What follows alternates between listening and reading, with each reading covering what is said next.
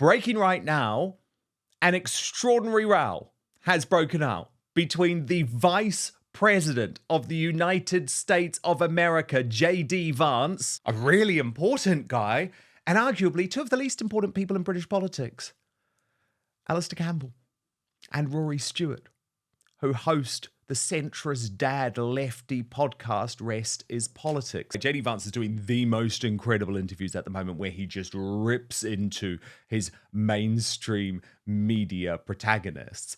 And it started with this particular interview. Watch. But there's this old school, and I think it's a very Christian concept, by the way, that you love your family, and then you love your neighbor, and then you love your community, and then you love your fellow citizens in your own country. And then after that, you can focus and prioritize the rest of the world. A lot of the far left has completely inverted that. They seem to hate the citizens of their own country and care more about people outside their own borders. That is no way to run a society.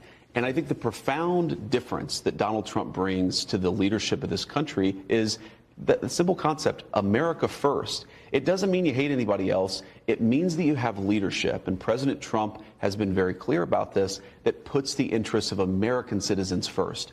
In the same way that the British Prime Minister should care about Brits and the French should care about the French, we have an American president who cares primarily about Americans, and that's a very welcome change. A bizarre take on John, less Christian and more pagan tribal. We should start worrying when politicians become theologians, assumed to speak for Jesus and tell us in which order to love. Just Google Ordo Amoris. Aside from that, the idea that there isn't a hierarchy of obligations violates basic common sense. Does Rory really think his moral duties to his own children are the same as his duties to a stranger who lives thousands of miles away? Does anyone?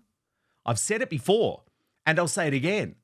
The problem with Rory and people like him is that he has an IQ of 110 and thinks he has an IQ of 130. This false arrogance drives so much elite failure over the last 40 years. What JD Vance is doing is he's highlighting the profound difference between those who believe in the nation state and sovereignty, and it's a Brexit day today, so that's quite appropriate, and the globalists.